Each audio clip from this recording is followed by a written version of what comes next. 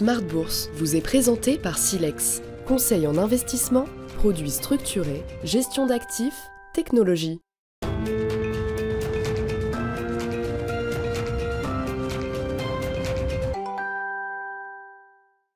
Bienvenue dans Smart Bourse, votre émission quotidienne sur Smart for Change pour rester à l'écoute des marchés. Chaque jour, vous nous suivez à 20h30 à la télévision via vos box. Vous nous retrouvez également tous les jours en replay sur bismart.fr ou encore en podcast sur l'ensemble de vos plateformes préférées. Au sommaire de cette édition ce soir, nous reviendrons bien sûr sur les 100 jours de Donald Trump avec le bilan d'un mois d'avril également qui se termine aujourd'hui et qui aura été un mois particulièrement erratique, chaotique en termes de tendance de marché. On le voit d'ailleurs encore avec une séance compliquée aujourd'hui, notamment pour les actifs américains. Un mois marqué par la séquence Liberation Day entre le 2 et le 9 avril dernier, qui a soulevé beaucoup d'interrogations et remis en cause peut-être également certains préceptes chez les investisseurs globaux. Nous y reviendrons avec nos invités de Planète Marché dans un instant, avec un peu d'analyse aussi des grands chiffres du jour. Séance particulièrement chargée avec toute une série de données macroéconomiques et de résultats d'entreprise. Pauline Gratel vous en apportera les détails dans un instant, mais retenez qu'on a vu un chiffre de croissance négatif au premier trimestre pour les États-Unis en rythme annualisé, moins 0,3% avec des effets de distorsion majeurs et une contribution négative du commerce extérieur historique peut-être de quasiment 5 points négatifs, de quasiment 5 points sur ce premier trimestre américain. Voilà donc pour les sujets de discussion à suivre avec nos invités de Planète Marché. Et puis dans le dernier quart d'heure, nous nous focaliserons encore plus spécifiquement sur les enjeux pour nos marchés d'actions en Europe et quelle stratégie adopter dans un contexte tarifaire que l'on connaît et un cadre toujours mouvant autour des tarifs qui pourront être durablement appliqués. Néanmoins, les tarifs sont là aujourd'hui. Tarifs et conséquences pour les actions européennes. Nous en parlerons spécifiquement avec Roland Caloyan, responsable de la stratégie action européenne de Société Générale CIB, qui sera avec nous en plateau dans ce dernier quart d'heure.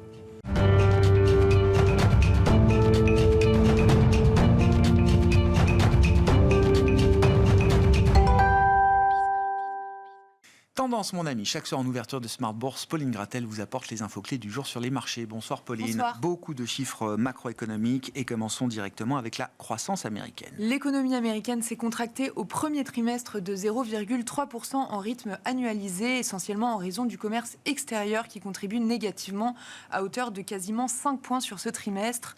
Autre déception, l'enquête ADP sur l'emploi privé pour le mois d'avril qui montre que l'économie américaine a créé moins d'emplois que prévu avec 62 000 créations contre 114 000 attendues.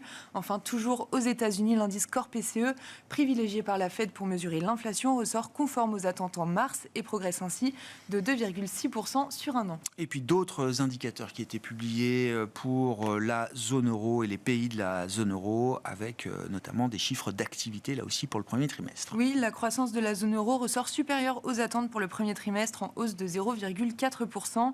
On retiendra que la France et l'Allemagne voient leur croissance revenir en territoire positif, respectivement à plus 0,1 et plus 0,2% sur la période. Ouais, surprise positive pour la croissance européenne au premier trimestre, avec un effet irlandais très puissant, puisqu'on a une croissance de 3 à 4% sur le trimestre pour la seule Irlande, qui contribue de 0,1 point positivement à la croissance globale de la zone euro. Donc hors Irlande, on est à plus 0,3% de croissance au premier trimestre, qui reste un chiffre supérieur à ce que le consensus des économistes pouvait attendre. Après la publication des chiffres américains notamment, on a vu les indices actions à Wall Street notamment qui ont répondu assez vivement.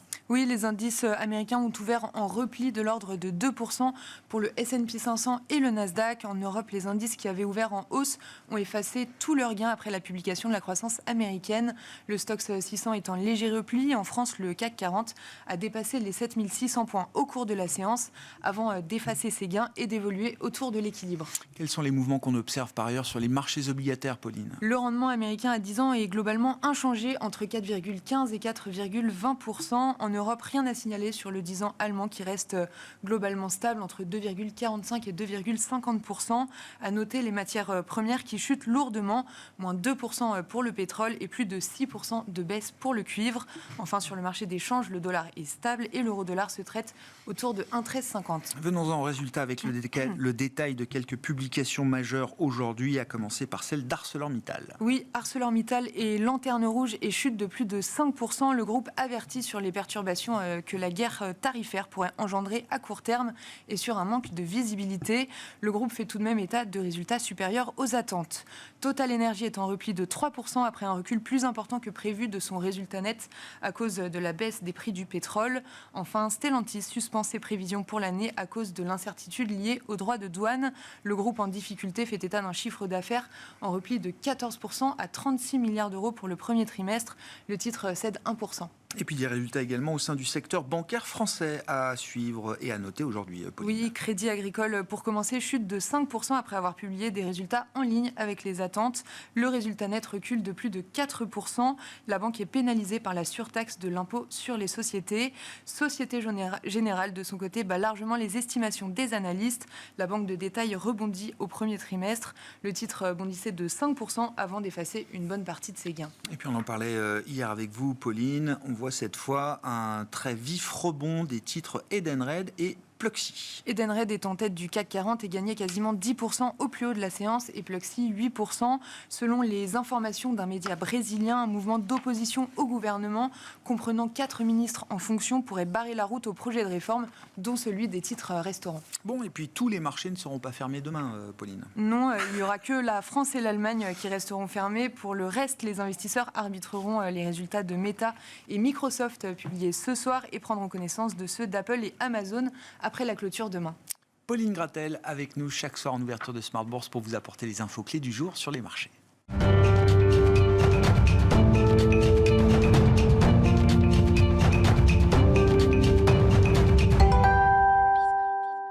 Trois invités avec nous chaque soir pour décrypter les mouvements de la planète marché. Sophie Chauvelier est avec nous, gérante allocataire chez Dorval Asset Management. Bonsoir Sophie. Bonsoir. Et Eric Venet nous accompagne, directeur de la gestion de Montbleu Finance. Bonsoir Eric. Bonsoir Grégoire. Et Étienne Gorgeon est avec nous également, responsable de l'activité obligataire de Sanso Longchamp Asset Management. Bonsoir Étienne. Bonsoir Grégoire. Bon, un peu d'analyse des chiffres macro qu'on a pu avoir, à commencer par la croissance américaine du premier trimestre, moins 0,3% en rythme annualisé. Et on le disait en introduction, on en discutait même entre nous, cette contribution négative historique du commerce extérieur qui révèle quoi, Sophie? Des effets d'anticipation importants déjà de la part des agents économiques américains avant même la mise en place de tarifs douaniers? Oui, tout à fait, c'était prévu. Donc la plupart des entreprises ont fait venir leurs intrants en provenance de Chine et d'ailleurs avant la mise en place des droits de douane. Et donc, en fait, on a un déséquilibre donc, du commerce extérieur américain qui est à un niveau historiquement extrêmement élevé, puisqu'on est à moins une contribution de 5% négative. Moins 4,8. Moins 4,8 au PIB. Alors, si on retraite de cet élément, quand même, on voit une économie américaine qui, dans ce premier trimestre, reste stable. Il n'y a pas, à proprement parler, d'écroulement de la consommation, où on tourne aux alentours de 2%. Et évidemment, parce que les Américains n'ont pas encore vu les effets de la politique douanière sur les biens de consommation qu'ils sont à même d'acheter. Ils commencent juste à avoir des débuts de hausse de prix. D'ailleurs, on en parlait aussi au Rantel, mais la cote de popularité de Donald Trump commence à s'effriter un petit peu parce qu'il y a quand même des hausses de prix tangibles qui commencent à s'observer. Ouais. Si on enlève effectivement le commerce extérieur et également, je crois, les dépenses gouvernementales, les dépenses publiques qui contribuent légèrement négativement à ce trimestre, toutes les autres composantes sont des contributeurs positifs, la consommation, l'investissement privé, etc. Ouais. Oui, tout à fait. Les dépenses publiques baissent aussi. On a vu le travail qui a été fait par le Doge. Petit effet Doge, oui, sans doute. Un petit effet Doge qui a quand même licencié 120 000 fonctionnaires, en reprenant un certain nombre pendant le trimestre, mais effectivement des coupes franche assez notable. Bon, qu'est-ce que ça nous dit alors du trimestre écoulé, mais est-ce que ça nous apporte des enseignements sur la suite de la course de l'économie américaine une fois soumise aux tarifs, Étienne? Ce que je trouve intéressant, c'est qu'il y a les indicateurs, ce qu'on appelle les soft data, donc toutes les études sont catastrophiques. Alors, on a eu le Consumer Board hier, que ce soit la confiance du consommateur, des chefs d'entreprise, Il n'y en a pas un qui dit que ça va bien. Qui dit que ça va bien. Je dirais même c'est vraiment des niveaux aberrants. Dépressifs, quoi. On est en 2008 pour certains d'entre eux, vraiment à des niveaux. Et évidemment qu'on sait depuis 2022 que tous ces indicateurs sont beaucoup moins efficaces pour plein de raisons, que cette récession annoncée par ces indicateurs n'est jamais arrivée aux États-Unis en 2023, etc. Donc on regarde nous on regarde évidemment les données dures et surtout on se focalise sur les données dures à haute fréquence parce que c'est elles qui sont censées encapsuler les variations qui vont arriver dues à ces hausses de prix. Qu'est-ce qu'on voit pour le moment ? On voit que sur ces données à haute fréquence, on voit que les boîtes ne se débarrassent pas. Il n'y a pas de licenciement. Non. On voit que la consommation tient, et tient plutôt même de manière assez forte. Et on voit que dans certains secteurs, c'est vraiment difficile. Tout ce qui est logement, voyage, on parle de récession. Il y a le CEO de Southwest Airlines qui disait mais nous, on est vraiment dans une grosse récession. Ouais. Et après, il y a des indicateurs qui sont plus ou moins avancés, qui sont des données dures. Mais qui sont vraiment reliés à ce qui est en train de se mettre en place par l'administration Trump. On voit la baisse très marquée des ventes de camions. Et on est vraiment effectivement dans cette phase où on passe d'une récession technique à quelque chose d'autre qui pourrait être probablement un tout petit peu... Une récession technique, c'est pas très grave, a priori, puisque c'est dû à un choc qui est censé se normaliser. Là où ça va être réellement intéressant, c'est de voir dans quelle mesure l'implémentation des tarifs va se transformer dans quelque chose qui pourrait sortir d'un cadre local ou sectoriel. Ouais, je m'exprime un peu plus clair. Quelque chose d'endogène et plus large. C'est ça. C'est quand les retailers, quand les distributeurs américains disent on a du mal à alimenter nos rayons, quand les gérants de camions disent nous le fret, tout ce qui est fret, que ce soit le fret de bateau ou distribution par les camions, disent mais on a une surcapacité incroyable et qui commence à fermer. La question qui va se poser, c'est de quelle manière ça se propage. Et c'est probable qu'on voit d'abord les effets de ces faillites-là avant de voir les effets négatifs d'une consommation qui semble toujours assez résiliente. Vous dites que c'est d'abord un choc d'offres massif pour les États-Unis, avec le risque que ce choc d'offres se diffuse et se traduise aussi par un choc de demande ultérieurement. Exactement, et je pense qu'il va falloir jouer ces séquences, et c'est pour ça que ça va être un peu... Ça va être un vrai challenge pour tout le monde. Choc d'offres, ça rappelle le Covid. Oui, exactement. On se retrouve un peu dans ce même schéma-là. Exactement, et le vrai sujet, c'est le consommateur américain. On est toujours dans une phase de stimulus budgétaire, alors un peu moins, mais toujours pour l'instant. Encore une fois, il y a toujours cette histoire de budget. Et donc, il y a un consommateur qui tient, il y a la réserve fédérale qui joue à plein son rôle, elle injecte des liquidités, l'excès de réserve. Alors même s'il a baissé au mois d'avril, il était quand même assez positif depuis le début de l'année. Un consommateur qui tient sous perfusion, j'aimerais presque dire... C'est un terme qui est peut-être un peu excessif, mais sous une forme de perfusion. Et on va voir quand est-ce qu'on va rentrer dans le dur avec une augmentation des prix et dans quelle mesure ça va nous emmener dans une récession plus cyclique, j'ai envie de dire. Bon, c'est un peu 50-50, j'ai l'impression, cette histoire de récession pour les États-Unis cette année. Eric, quel est votre sentiment là, par rapport à cette situation, partant des chiffres qu'on commente ? Je crois que vous l'avez très bien dit. Pour moi, c'est pas une récession, c'est boum, c'est un choc d'offres en fait. L'exemple du Covid est assez bon, c'est-à-dire qu'à un moment donné, l'offre se bloque. On sait que l'offre s'est bloquée. La demande s'est agrippée à l'offre qui restait, d'où la consommation qui tient. Je dis, jusqu'ici, tout va bien. Après, quand les stocks sont épuisés parce qu'on n'a pas livré pendant X temps, alors, à condition qu'on relivre à nouveau parce que les choses se sont un peu éclairées, pour l'instant, on ne sait toujours pas. Donc, ça va durer un petit moment. Donc, cet écart-là, vous n'allez pas l'absorber tout de suite. Donc, on sait qu'on va de toute façon plonger. Et le consommateur, il attend de savoir la deuxième phase, c'est-à-dire est-ce que l'offre va revenir avec une certaine stabilité ou par à-coup, et auquel cas on refera à peu près la même chose de trimestre en trimestre. Donc c'est totalement logique. On n'a rien vu. Et donc, économiquement parlant, on ne peut rien dire. En fait. Tout simplement que ça me paraît tout à fait normal. Bon, ça ralentit moins parce que... On a amélioré la consommation, mais le plus dur reste à venir. Et dans la séquence, comment les choses se déroulent ? Partant d'un choc d'offres, c'est d'abord les prix qui vont réagir, c'est d'abord une inflation, quand bien même elle serait temporaire, qui va tout de suite se matérialiser assez vite. Et puis ensuite, on verra des dommages, peut-être sur l'emploi, la consommation, etc. Enfin, c'est d'abord la croissance, en fait, tout ce qui est quantité, parce que c'est pas...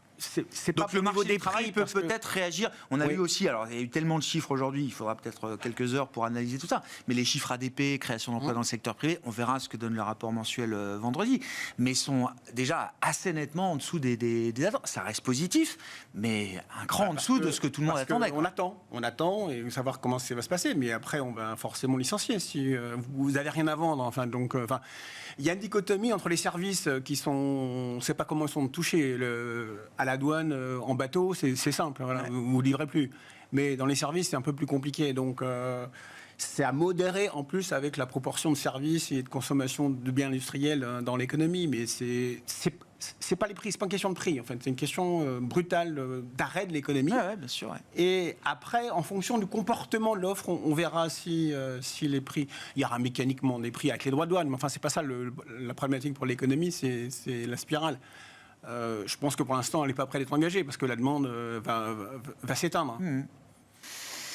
Sophie, le marché, alors on sort d'un mois d'avril très chaotique. Je ne sais pas ce qu'on peut faire dire au marché à ce stade, mais il s'est positionné pour quel scénario? On est passé par un quasi moins 20 du S&P, on a flirté avec la barre des moins 20 au pire du 8 avril, je crois.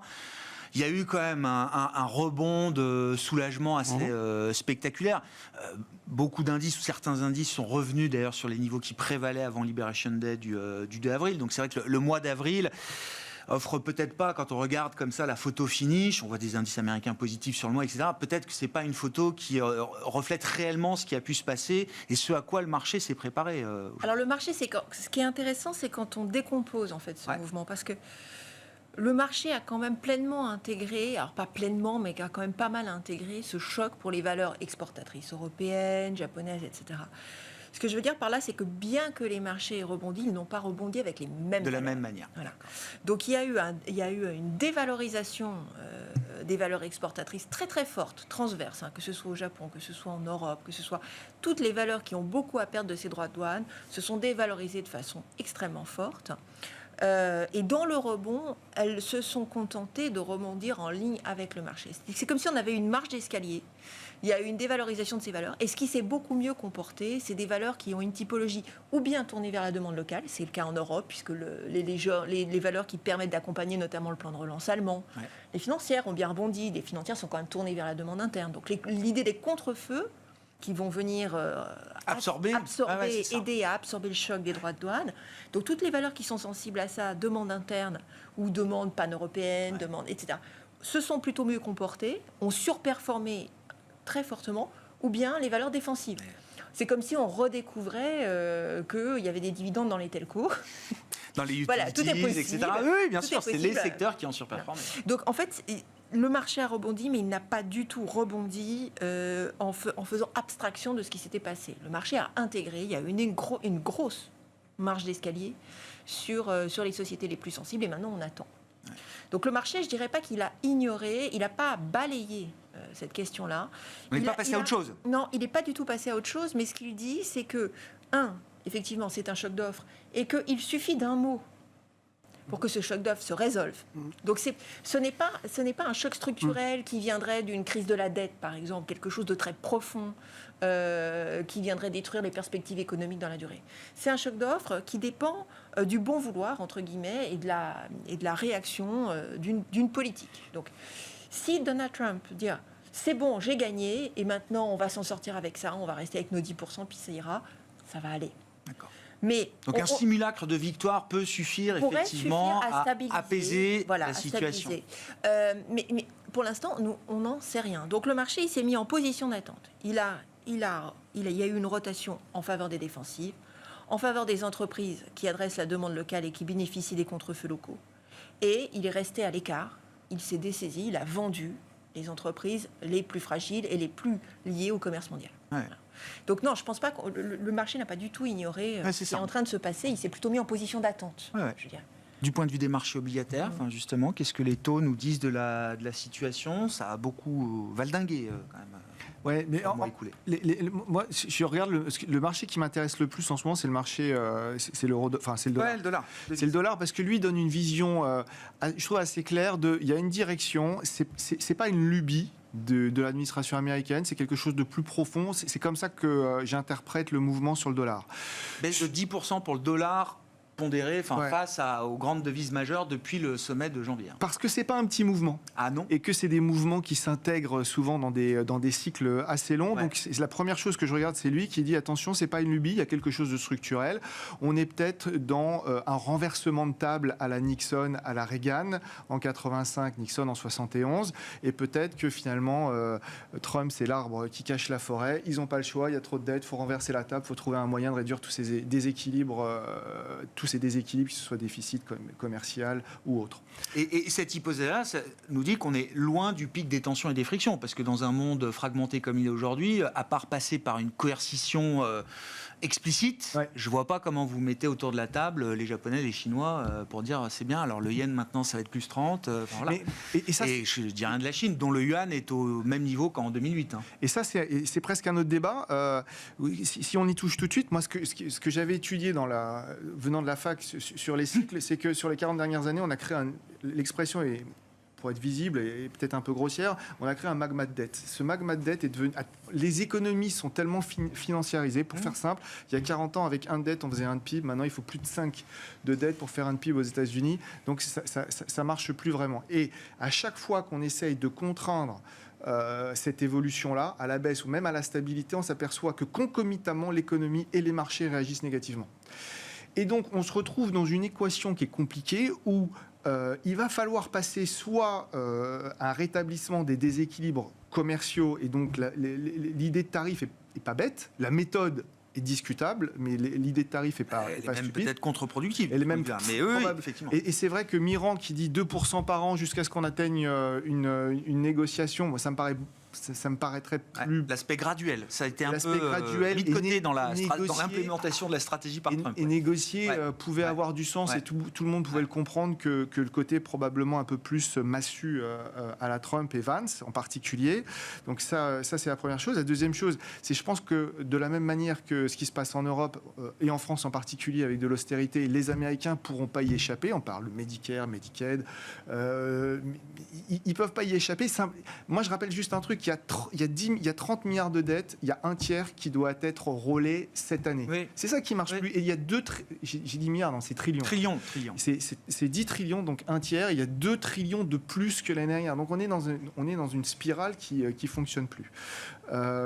Et donc la complexité, c'est qu'ils vont probablement faire une combinaison d'un petit peu d'austérité, d'un petit peu de tarifs, probablement qu'ils vont devoir ajuster, je ne sais pas trop comment, parce que la dernière option, c'est de ne rien faire. Je pense que ce sera la pire pour tout le monde à terme. Et je dois avouer que le marché action, pour moi, me semble vraiment au perché quand j'intègre ça. C'est-à-dire que quand je me dis, si ça se trouve, et c'est peut-être la différence d'interprétation, et vraiment, moi, je sympathise énormément avec le discours de Sophie, mais s'il devait y avoir une différence d'interprétation, c'est je me dis, si on est réellement dans un changement de paradigme, de politique économique, On n'a encore rien financière, vu. monétaire, On etc., n'a encore rien vu. et c'est un peu ce que me ferait comprendre le dollar, alors je me dis, le S&P est franchement au perché. Après, le dernier marché à regarder, évidemment, c'est l'obligataire. Là, il y a deux marchés, la partie crédit et la partie obligataire. Moi, je trouve que l'obligataire, c'est pas où il habite, aux États-Unis. On tape les 4,50, on revient. On sent quand même qu'il y a un problème lié au trop de dettes, mais qu'il y a un risque sur l'économie, que le marché ne s'est pas acheté s'il doit d'abord prendre l'inflation et regarder ensuite la croissance, ou d'abord la croissance et après Sur la l'inflation. baisse des Donc, actions du jour, les taux, ils bougent pas. Hein. en Europe, c'est beaucoup plus simple, et c'est vrai que ça nous aide tellement. La BCE a une direction, elle peut la justifier, c'est simple. Moi, ce que je trouve vraiment intéressant, c'est que dans tout ce brouhaha général où tout le monde peut s'inquiéter de ne pas y voir beaucoup de clarté, le crédit, ça marche bien. Ça résiste bien. Ben, Ça s'est un peu écarté quand le même. crédit en Europe, ça s'est un peu écarté, mais j'ai presque envie de dire, vu vu les challenges et quand même les moins 20 qu'on a Ouais. vus sur les S&P et les corrélations historiques, on n'est quand même pas très loin du circuler, il ne s'est pas passé grand-chose. Ah ouais, ok. En tout cas sur le Ah ouais. crédit européen, Bon. c'est un peu moins vrai sur le crédit américain. L'Europe, havre de paix, de modération, de médiocrité, je ne sais pas. Mais en tout cas, dans un oui, monde, dans le jeu, c'est toujours Oui, pareil, oui, c'est oui. le beauty contest, hein, c'est le concours de beauté des marchés. Donc à partir du moment où relatif, en la finance. mariée américaine Oui, semble oui. avoir perdu quelques Bah, voilà. plumes... Vous avez répondu, Grégoire. Ouais, non. Voilà. Non, je vais Non, mais revenir. vous- En fait, si la politique des États-Unis c'était un problème de dette, hein, ils se sont pris comme des manches parce que finalement tout ça ne se résout que avec des points supplémentaires de taux d'intérêt. Parce qu'on a généré de l'incertitude. La seule chose dont on est sûr, c'est que le monde est plus insécure qu'avant. Ça, c'est clair, en termes financiers. Moins optimal, oui. Voilà. Donc, si vous n'aviez rien fait, vous rajoutez je ne sais pas combien de points. En tout cas, c'est clair. C'est-à-dire que moi, si j'étais prêt à acheter à 4, maintenant, c'est 4,5. Enfin, peu importe. Ouais, c'est ça. Voilà. Donc, je ne vois pas la logique économique derrière. Ça, c'est clair. Je pense... Enfin, bon, je ne suis pas assez spécialiste là-dessus, mais en tout cas, je pense qu'un problème de dette, ils ont tout faux. Après, si c'était pour baisser le dollar, bravo. Là, encore une fois, je ne suis pas sûr que derrière, ça soit... Est-ce que c'est une bonne baisse du dollar ou pas? Oui. Voilà. Bon, donc, effectivement, quand on dit ça, l'Europe, finalement, on est bien dans notre Europe, finalement. C'est un goût tactique ou c'est différent? Est-ce que cette fois, c'est autre chose? Parce que pour une fois, on a de la chance, parce qu'en plus, nous, on a quelque chose endogène. Ouais, c'est-à-dire que, voilà, on a le plan de relance allemand, on a l'Europe qui s'en remet un peu sur l'armement, et c'est pas par la demande. En fait, ça qui est très important, c'est pas un coup de keynésien et boum, et on en remet en plus sur les déficits. Non, c'est profondément industriel et de côté de l'offre. Et donc, pour une fois, on coche toutes les bonnes cases, en fait. Alors, il ne faudra pas que ça soit après perdu politiquement, mais donc je comprends. Si on rajoute le fait que dans le monde de la finance, l'Europe, on ne sait pas où c'est. On va peut-être découvrir où c'est. Donc, on va en plus bénéficier de flux de capitaux. Et ce qui est sur le gâteau, nous aussi, on avait un problème de dette. Et en plus, comme on part des États-Unis, venez chez nous. Donc, on va, nous, gagner la baisse de taux d'intérêt que les Américains vont perdre en hausse de taux d'intérêt. Donc, pour le coup... Mais ça implique quoi? Ça implique, pour un investisseur global, que oui, on peut avoir une surperformance, une performance relative des actions européennes dans le temps qui soit meilleure, ou en tout cas que l'écart soit moins important avec ce qu'on a observé entre le marché américain et le reste du monde depuis 2 ans. Alors Eric, dans le temps, si on considère que tout ce qu'on vient de vivre, c'est un changement d'air. Mais j'en suis pas convaincu. Peut-être que dans 2 mois, on aura oublié tout ça, que il se sera, enfin bon, pour les trucs. Excusez-moi, bon, enfin bref, et qu'il sera passé à autre chose. Il aura fait de la géopolitique et du coup, l'économie sera moins. Alors c'est sûr que dans sa séquence. À un moment, on va reparler de dérégulation, on va reparler de baisse d'impôts, etc. Ouais. Besant était là pour le rappeler hier. Là, on est dans le dur du dur. Trump le dit aujourd'hui, alors en moquant la réaction du marché action, qui est le marché action de Biden et pas le sien. Il dit ça va être dur pendant quelques temps, mais après, vous allez voir, la croissance va être là. Une fois qu'on aura tout fait, il y a toujours cette promesse. C'est valable s'il enchaîne assez vite. Et le retail suit. Ce que je veux dire, c'est que l'investisseur retail, pour l'instant, lui, il continue d'appliquer la même logique. Le moindre creux de marché, c'est à mettre à profit pour continuer d'investir, de réinvestir et d'acheter notamment des Nvidia, des Amazon, etc. C'est ce qu'on a vu tout au long du mois d'avril. Oui, parce qu'on n'est pas encore sûr qu'on ait changé de. Donc que les sondages baissent pour Trump, ok, mais l'investisseur particulier américain, lui, il continue de faire confiance au stock market de Trump. Il y a un plan. On considère que, certes, il y a eu un gros choc. Ceci va un peu se calmer. On va à la limite peut-être linéariser tout ceci. Et après, boum, très vite, je sors mon plan de ma poche et vous allez voir. Et ça peut fonctionner en fait. Donc, dans ce cas-là, le plus optimiste, on aura perdu un trimestre de croissance avec quand même pas mal de morts sur le côté. Mais bon, globalement, ça tient. Et puis, ça peut repartir. Un certain temps, mais et donc assez vite oublier cette séquence. Mais en tout cas, pendant quelques mois, on a encore ça à l'esprit. Donc, ça ne va pas disparaître aussi vite. Ça va pas disparaître aussi vite. Oui. Bon, et donc pour le marché européen, là, je veux dire, quand on regarde un peu les valos, les perspectives bénéficiaires, on est en pleine saison de résultats. Il y a de la place encore pour voir de la hausse en Europe. Oui, d'autant plus que le marché réagit assez violemment, en fait, Ouais. moi je trouve. Donc il suffit d'être contrariant. Et puis en termes d'indice, je ne sais pas. En tout cas, il y a de quoi faire ses courses tous les jours et de façon assez sereine. Et de rester sur l'Europe. Et si vous voyez, d'ailleurs, depuis le temps que je parle des small et ainsi de suite, ouais.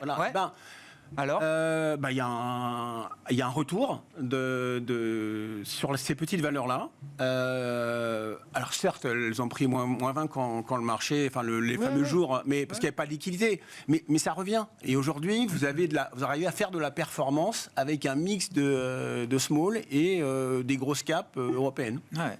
Et moi, je bouge pas de là. Ouais. Sur la logique d'investissement, là, aujourd'hui, Sophie, est-ce qu'on décroche de l'idée de ce qu'on a vu du marché américain pendant 2 ans? C'est cette concentration, ce qu'on a traduit par l'exceptionnalisme américain, une surperformance incroyable, tirée par cette valeur, etc. Là, on va avoir les publications qui commencent pour les Mag 7. Enfin, est-ce que ce schéma-là est à ranger ou remiser sur l'armoire, au moins pendant un temps? Temporairement, on est en train d'assister effectivement à un rééquilibrage. Nous, on partage aussi l'idée que la configuration européenne est plus attractive. Elle est plus attractive qu'elle ne l'avait été depuis bien longtemps. Donc effectivement, on reste dans une incertitude très très forte. Vous parliez de pouvoir faire ses courses tous les jours. C'est lié aussi au régime de volatilité. Donc on avance, entre guillemets, à pas modéré, avec une relative confiance, mais à pas modéré. Je pense que du point de vue de l'investissement, il y a quand même, moi, le facteur qui me paraît le plus intéressant, c'est la question des obligations. C'est-à-dire qu'on est incapable d'acheter des obligations jusqu'à il y a encore quelques semaines. Et avec l'évolution qu'on a eue sur les taux, on retrouve en fait une attractivité, une asymétrie sur la partie obligataire, où non seulement on a une rémunération qui est supérieure à celle on a enfin de la pente. Il y a de la pente, il y a un peu de pente. On a enfin de la rémunération sur la partie la plus longue. On a le put de la BCE, donc l'action explicite de la BCE. Et puis, si effectivement on a un trou d'air économique qui serait lié effectivement à ce choc, quand même, on a potentiellement 100 points de base de baisse dans les taux européens qui vont venir protéger les portefeuilles. Donc nous, on a vraiment, pour la première fois depuis maintenant 3 ans, on a racheté remis dans des les obligations, obligations, remis de la duration, parce qu'il y a de la symétrie à nouveau, parce qu'on peut reconstruire des portefeuilles. Et puis après, en face de ça, effectivement, plutôt les idées de demande interne. C'est-à-dire que sur la partie où on n'a aucune idée de ce qui va se passer, c'est-à-dire les gagnants en fait du cycle précédent, parce qu'il faut bien voir que quand on regarde aujourd'hui les grands indices européens, toutes les premières lignes, c'est des grandes multinationales. Moins de multinationales, et puis plus d'entreprises qui servent la demande interne pan-européenne, etc. Donc il y a effectivement des choses qui sont intéressantes à faire. Vous mentionniez le crédit. C'est sûr qu'effectivement, dans une Europe qui se tient bien, avec des spreads de crédit qui sont un petit peu écartés, il y a probablement aussi des choses à faire dans le domaine du crédit. Avec un rapport rendement-risque qui est un petit peu plus intéressant. Une Europe qui se tient bien, alors 0,3% de croissance au premier trimestre, oui, c'est un peu mieux que prévu. C'est un ennui agréable. Voilà, mais ce que je veux dire, c'est que pour des actifs, pour des classes d'actifs comme le crédit, c'est, je vais pas dire que c'est un sweet spot, mais si, c'est quand même un équilibre, un agréable ennui. Ok. Oui, peut-être juste compléter par rapport sur l'Europe. Moi, je pense que l'Europe a fortement souffert du fait qu'à côté d'elle, il y avait les États-Unis qui mettaient une charge de dette spectaculaire, qui a favorisé des marges incroyables au plus haut. Les baisses de taxes, ça aide énormément les marges. Enfin, tout ça, ça a été prouvé et expliqué de manière académique. Ces déficits budgétaires qui étaient 2 à 3 points, parfois jusqu'à 5 points de plus que chez nous. Et donc, on se retrouve. Et puis, évidemment, l'IA et ce boom, c'est vrai que l'Europe faisait pas le figure. Mais depuis qu'on commence à comprendre que l'exceptionnalisme américain, c'est dans le meilleur, l'IA, et aussi dans le pire, Le pire étant du déficit sur du déficit et que cet exceptionnalisme s'explique en grande partie dû à l'utilisation du budget et du bilan de la Fed et également des résultats concrets de choses qui sont parfois même désespérantes. Enfin, il y a ce ratio justement qui s'appelle le ratio de la désespérance aux États-Unis. L'espérance de vie des Américains pour un pays développé, c'est la seule qui décroît. Ça vous dit, c'est l'autre face de l'exceptionnalisme américain. On a vu le bon côté, le marché a vu le bon côté, mais il y a aussi un revers à cet exceptionnalisme un peu forcené, quoi. C'est 43% d'obèses, c'est un taux de suicide qui dépasse toutes les normes des pays développés. C'est une classe moyenne qui a été fortement challengée, qui a fortement souffert sur les 10-20, sur l'envolée de la globalisation. Et tout ça, ça se retrouve également, évidemment, dans les votes. Et peut-être que les marchés sont en train de se dire, c'est vrai que l'Europe, ça nous a jamais fait vraiment rêver, que nous, dans les marchés, on aime bien rêver un petit peu, on aime bien acheter des choses qui sont un petit peu, qui brillent. Et puis là, d'un seul coup, ça brille beaucoup moins de l'autre côté de l'Atlantique, et du coup, ça rebrille un tout petit peu plus chez nous. Et c'est ça, c'est la bonne nouvelle. Donc, à voir si ça va durer. C'est la question. Donc, est-ce que c'est une politique de transition, une politique structurelle? Sur la pente des courbes de taux, là, enfin, ce phénomène de pontification, il y a encore de la place. C'est encore un mouvement, aux États-Unis et en Europe, d'ailleurs, c'est encore un mouvement qui est. En Europe, je pense qu'on est vraiment proche de la fin. Je pense que le marché anticipe un peu trop de bonnes nouvelles sur les baisses des taux. Un peu trop de baisse de taux. Ouais, je pense qu'il y a un peu trop de baisse de taux de mon point de vue. Aux États-Unis, je dois vous avouer que je ne touche plus la courbe américaine depuis 1 mois et demi, 2 mois, parce que, encore une fois, c'est toujours cette question dont on parle tous les quatre depuis tout à l'heure, c'est la séquence. Moi, je pense que c'est d'abord l'inflation et après la baisse de la croissance par la chute de la consommation. Et si j'ai raison, ça va faire très mal sur la courbe américaine et ça va pas être une pontification, mais un aplatissement assez méchant. Et évidemment, si j'ai tort, si la croissance commence à peiner très vite, la pontification, il y en a encore pour 150 points de base, probablement. Pontification par la baisse des taux courts. Par la baisse des taux courts. D'accord. En cas de récession, comment réagissent les taux longs américains? Si vous avez récession, pontification et pontification violente. Si c'est l'inflation qui tape en premier, qui refait surface en premier, j'ai peur que ça soit très compliqué pour le marché obligataire parce que les taux courts vont remonter fortement. Donc on va voir la courbe se réaplatir. Et c'est pour ça que je ne touche pas à la courbe américaine, c'est parce que je travaille énormément, j'adore mon métier, mais sincèrement, j'arrive pas à savoir lequel va le prendre. Je pense que l'inflation va arriver avant, ça me paraît le plus logique.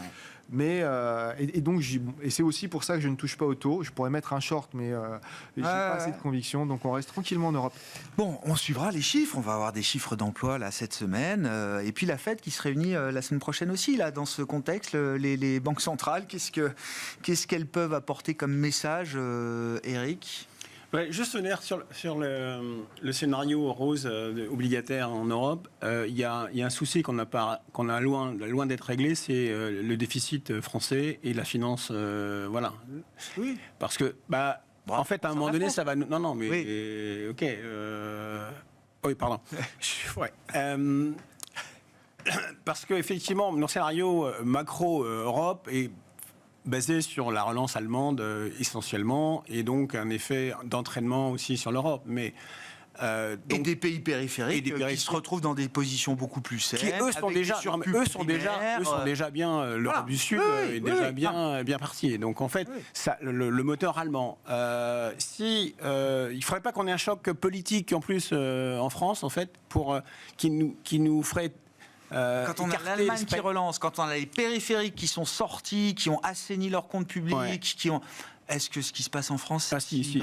Alors à mon avis, si vous avez encore je sais pas, ou une dissolution ou un saut, le gouvernement qui saute, on n'a rien réglé. Enfin, on sait qu'on a un mur, voilà, ça c'est clair, et donc ça reviendra de toute façon. C'est pour ça que je suis pas à l'aise avec l'obligataire. Alors. Sur les crédits, oui, sur l'OAT, sur les taux longs européens, je suis pas non plus très à l'aise. Alors, américains, je touche pas non plus. Après, c'est plus facile de faire un ajustement seul quand les autres ont fait déjà les ajustements, quoi. Qu'on soit pas tous obligés d'être en même temps dans l'austérité, c'est pas mal non plus, quoi. Ça laisse un peu de place justement à la France pour prendre le temps de faire ce travail nécessaire. Prendre le temps de faire justement. du travail. Non, mais Non, mais quand tout le monde doit faire, ou quand on pousse oui. tout le monde à faire de l'austérité en même temps, c'est là À où il y a un condition problème. qu'on le fasse. Là, À justement, il y a des condition qu'on le fasse. des effets de balancier différents autour de la France. Alors, pour revenir pour répondre à la question, je pense que la BCE nous aidera avec déjà la baisse des taux courts, mais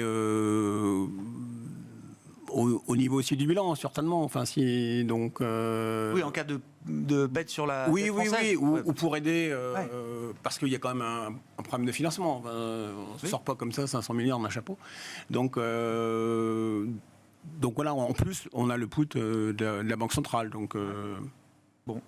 La France, c'est grave alors, du coup, dans le paysage macro, de marché, Sophie? On est bien embêtés. Honnêtement, On est bien embêtés. Honnêtement, on est bien embêtés.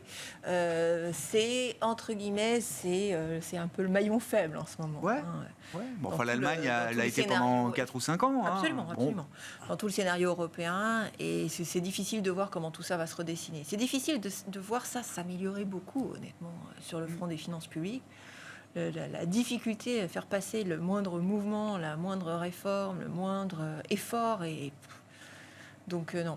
Mais ça veut dire, c'est complètement déconnecté de l'investissement en actions européennes. Relativement quand même. Ouais, d'accord. Oui. Il n'y a pas une prime particulière sur les actions françaises liées à cette situation nationale de nos finances publiques. Non. Ouais. Bon. Voilà. Tiens, question Ouais. sur la France, du coup. puisque- Ouais, la France, je trouve, c'est toujours moi, c'est évidemment les sujets qui nous passionnent, mais avec tout ce que le pays a vécu entre la dissolution, tout ce qui s'est passé, moi je trouve que la structure économique et ce dernier budget que moi je trouve pas bon parce que austère, je trouve que l'économie française montre une résilience, moi, que je trouve absolument incroyable. Ensuite, on est plutôt dans une phase de. Ça me rappelle l'Allemagne avec le choc énergétique un peu. Mais c'est ça. Oui, l'Allemagne n'a pas fait de croissance pendant plusieurs X années, mais ça s'est pas effondré. aurait pu être un effondrement de la Voilà. croissance allemande. Et on ne s'effondre pas parce qu'il y a une richesse, parce qu'il y a beaucoup de choses, il y a des marges de manœuvre. Après, il y a une volonté politique et c'est tout ça qui inquiète énormément à la fois plus les investisseurs que réellement les marchés pour l'instant, parce que quand même, franchement, avec toute l'incertitude, notamment pendant la période où on n'avait pas de gouvernement, finalement, le spread, il s'est pas non plus envolé. Donc, on comprend bien que la France, il y a potentiellement, il y a plein de choses à faire et tout le monde sait ce qu'il faut faire. C'est simplement qu'il faut un peu de courage politique. Il y a toujours un espoir qu'à un moment ou à un autre, on puisse y arriver et que, en attendant, finalement, ça tient à peu près. La bonne nouvelle, c'est qu'on est dans un environnement macro relativement désinflationniste et que si la BCE devait intervenir, elle est beaucoup plus libre elle a plus de marge. que la réserve fédérale. J'entends. Donc ça, c'est les bonnes nouvelles. Moi, je reste un optimiste sur les hauts fonctionnaires français. Je me dis que dans les périodes vraiment compliquées, ils savent faire les choses, mais c'est toujours à la dernière minute, quoi, le dernier quart d'heure. Voilà. On aura fait le tour de table sur la France. Logique d'investissement, terminons avec ça. On n'a pas parlé des émergents aussi. Est-ce qu'il y a un intérêt particulier aussi dans le contexte actuel sur des zones émergentes qui ont été un peu hasardeuses jusque-là, hein, pour dire les choses. Zone émergente, c'est probablement en devise locale, évidemment en dollars.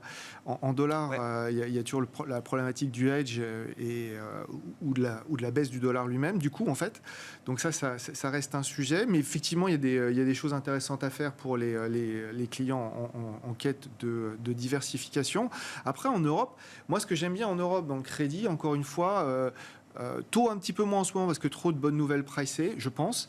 Mais dans le crédit, on arrive encore à faire des portefeuilles de à peu près 4 à 4,5 sans prendre des risques démesurés. Et si on veut pousser un peu plus, on s'aperçoit...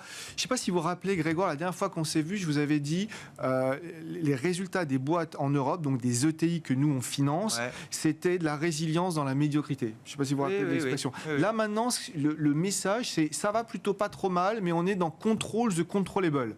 Parce qu'effectivement, il y a cette incertitude liée à ce que font les États-Unis. Et donc, ce n'est pas la top line qui souffre, c'est plutôt les dépenses de CAPEX, c'est plutôt ce type de choses qu'on voit. Et si on se focalise sur des sociétés donc de taille intermédiaire, comme nous, on aime bien les financer, plutôt avec une économie locale, vous pouvez faire des choses qui sont assez simple à expliquer à vos clients, du 3 ans avec du 5, 6, même pour certains portefeuilles, j'ai des portefeuilles à 7%. Donc vous avez un échelonnage assez sympathique en fonction des maturités.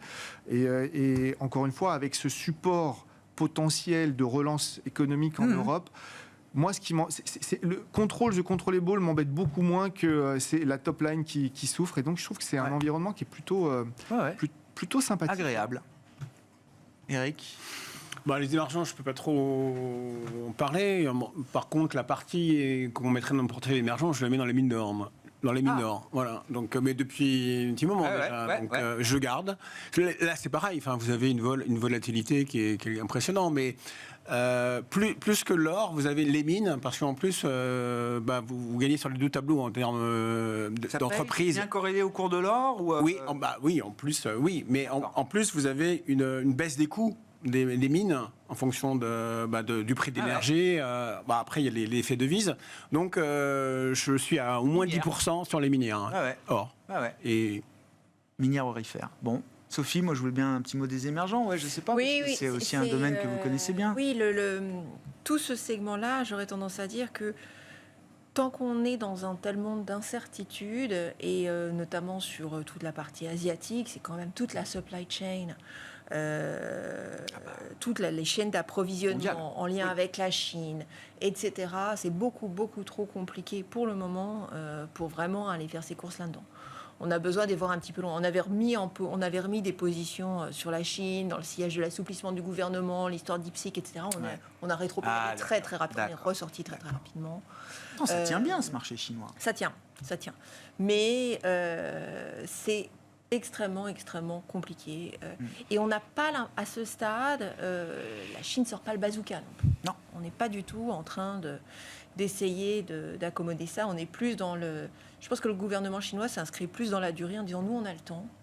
Oui, on peut. De toute façon, nous on peut prendre un peu de souffrance. Qui appellera l'autre le premier, quoi. Voilà. On est toujours un peu. Et donc c'est vraiment, ça reste très très compliqué. Toute cette chaîne de valeur. Ouais. Effectivement, c'est une phase de la mondialisation, enfin une nouvelle étape de la mondialisation, une recomposition de la mondialisation à minima. Merci à vous trois d'avoir été les invités de Planète Marché ce soir. Sophie Chevelier, gérante allocataire chez Dorval Asset Management, Éric Venet, directeur de la gestion de Montbleu Finance, et Étienne Gorgeon, responsable de l'activité obligataire de Sanso Longchamp Asset Management.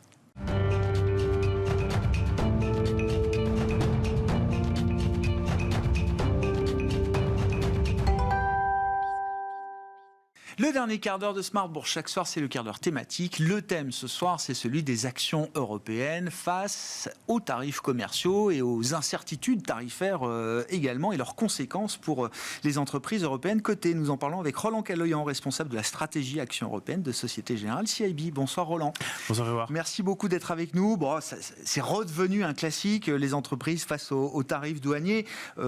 Si je dis pas de bêtises, on a 10% aujourd'hui, c'est ça, pour accéder au marché américain, et puis des tarifs sectoriels alors qu'il faut pondérer, parce que je crois que sur le secteur auto on est à 25%, mais il y a un certain nombre d'exemptions en cours ou à venir qui libèrent quand même une partie de ce secteur pour les importations sur le territoire américain. Une fois qu'on a dit ça, comment est-ce que vous avez réfléchi, remis à jour d'ailleurs peut-être les conséquences de ces tarifs Trump 2.0 sur les entreprises européennes, avec des conséquences directes et aussi indirectes, Roland? Alors évidemment, il y a les conséquences directes. Nous, on estime que l'impact sur la croissance européenne est aux alentours de 0,5 points de PIB. Donc à la baisse évidemment. Oui. Donc c'est effectivement quelque chose qui va peser sur la croissance cette année. Alors ce qui est difficile j'ai envie de dire, quand on commence à regarder au niveau des valeurs, c'est qu'effectivement il y a des exemptions et puis ensuite il faut regarder pays par pays, secteur par secteur, j'ai envie de dire même boîte par boîte, parce qu'il y a des entreprises, par exemple on parlait de l'automobile, tel modèle est directement fabriqué aux États-Unis pour le marché américain, et il y a des modèles de marque allemande qui sont fabriqués aussi en Allemagne. Donc, c'est pas évident, on peut pas mettre un chiffre sur absolument tout. Et puis, toujours si on reste au niveau des valeurs, qui va payer ces tarifs? Est-ce que ça va être le consommateur américain? Donc, est-ce que les entreprises vont avoir du pricing power, c'est-à-dire vont être capables de monter les prix de 10%, de 25%, voire plus, Ouais. c'est possible, ou est-ce qu'elles vont accepter de rogner une partie de leur marge, donc je monte mes prix que de 5 par exemple, et donc ça veut dire que j'ai un impact sur ma marge. Et comment ce choix va se faire, entreprise par entreprise ou secteur par secteur, Roland? Après, ça va se décider secteur par secteur. Évidemment que si tout le monde va augmenter les prix, on va avoir un impact sur l'inflation. Mais il se peut effectivement que certains vont essayer de chercher à gagner des parts de marché. Donc j'ai envie de dire, ça dépend aussi dans le secteur. L'élasticité du prix va être très important parce que sur certains secteurs, le prix est très important. Dans d'autres secteurs ou dans d'autres, j'ai envie de dire, gamme de produits, quand on pense à l'automobile, par exemple, c'est le plus évident. On peut être moins sensible au prix finalement quand on veut ce modèle Renouveler, de voiture oui. premium. Ouais. On veut ce modèle de voiture premium. Le prix est moins important. Ouais.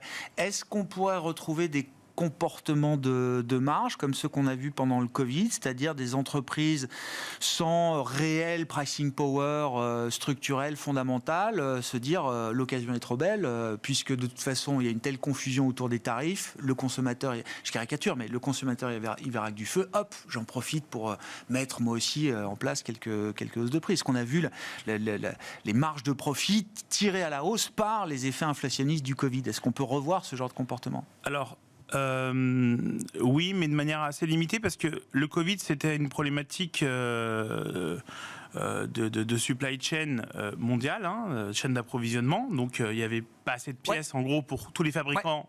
Si on reprend encore l'exemple de l'automobile dans le monde, mais c'était vrai aussi pour les industriels, etc. Donc, tout le monde augmentait les prix. Là, attention, parce que si on reste sur les voitures vendues aux États-Unis, celles qui vont être fabriquées aux États-Unis auront un avantage compétitif. Donc, là-dessus, effectivement, si elles décident d'augmenter aussi leur prix, elles vont augmenter leur marge, c'est possible. Mais je ne pense pas qu'on est totalement dans la même configuration. Ce que cherche aussi l'administration américaine, c'est donner un avantage compétitif à ceux qui produisent aux États-Unis. Exactement. Il y a une histoire derrière aussi, c'est la réindustrialisation des États-Unis.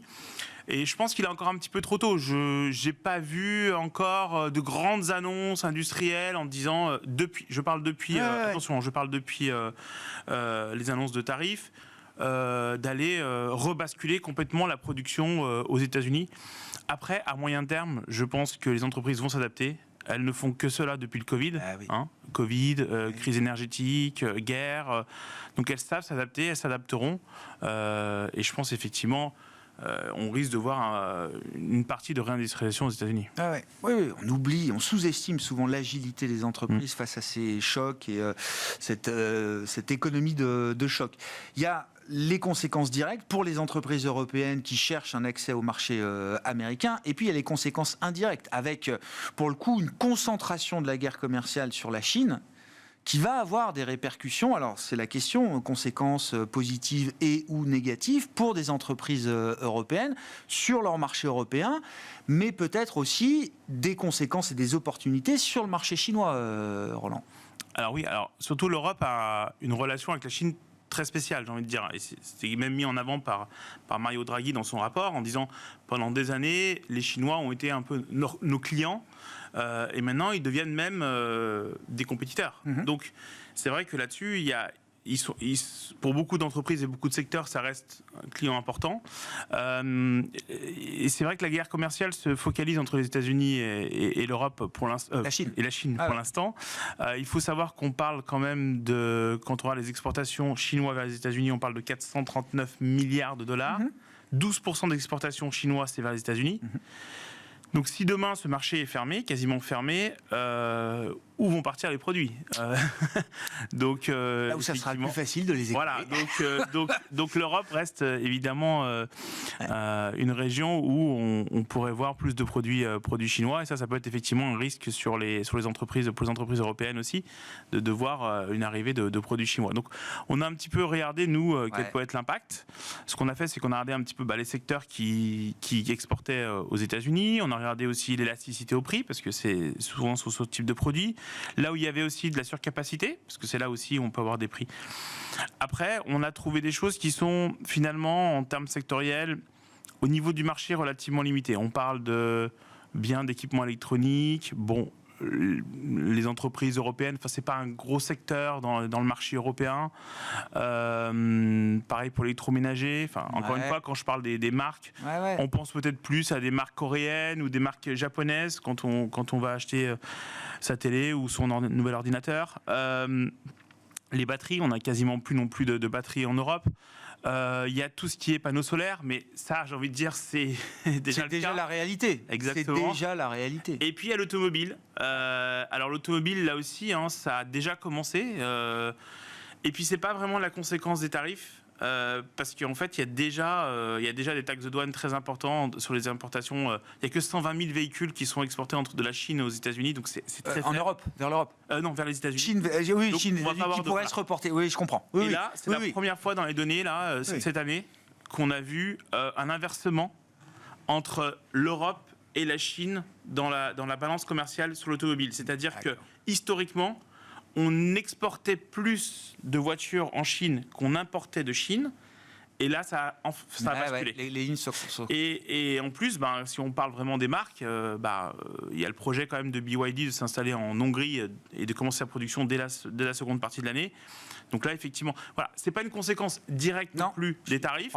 Mais un secteur qui pourrait être effectivement sous pression. Le marché américain étant déjà verrouillé pour l'automobile chinoise, il n'y a pas besoin de se reporter massivement sur l'Europe, qui est déjà une terre de conquête pour les marques chinoises. Donc vous dites au final assez peu de secteurs européens qui seraient exposés à une intensité concurrentielle nouvelle, délirante venant de Chine, quoi. Alors après, voilà, ça sera sur des produits sélectifs. Je pense aux semi-conducteurs, je pense à la chimie, je pense au textile. Donc ça peut être effectivement des sous-compartiments. Il faudra voir aussi l'agressivité de la Chine.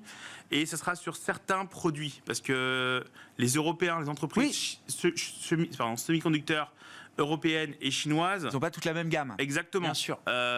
Donc est-ce que les Chinois vont monter en gamme pour concurrencer les Européens ?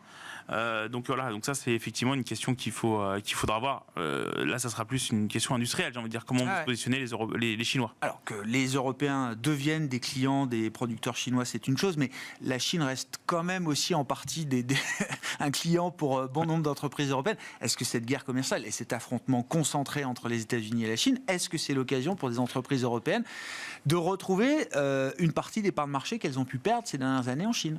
Oui, et par rapport aux entreprises américaines, parce que comme les Chinois mettent aussi des taxes de douane en réponse aux Américains, ça va être plus compliqué aussi pour les Européens, les Américains, de faire de continuer à gagner des parts de marché en Chine. Et pareil, on peut se dire que sur le marché américain, il y aura des opportunités aussi. Donc, quelque part, l'Europe, quand on regarde un petit peu son positionnement, c'est pour ça qu'il n'y a pas eu de représailles. Elle se donne le temps de réfléchir. Je ne sais pas si c'est voulu en tout cas, mais elle veut plutôt chercher à négocier et pas se mettre à dos ni les Chinois ni les Américains. Effectivement, il peut y avoir aussi des parts de marché qui sont gagnées par les entreprises européennes dans ces deux zones-là. Une fois qu'on a dit ça et qu'on a fait tout ce travail effectivement sur les tarifs et les conséquences pour les entreprises européennes, comment vous regardez le marché, les actions européennes aujourd'hui, les grands indices actions en Europe aujourd'hui, ça traite à quel niveau, pour quel type de scénario est-ce qu'on est positionné, notamment de scénario de croissance bénéficiaire des entreprises. Alors on est encore au début, dans la première partie de la saison de publication de résultats, mais comment est-ce que vous trouvez le niveau de valorisation du marché européen là aujourd'hui par rapport à ces perspectives ?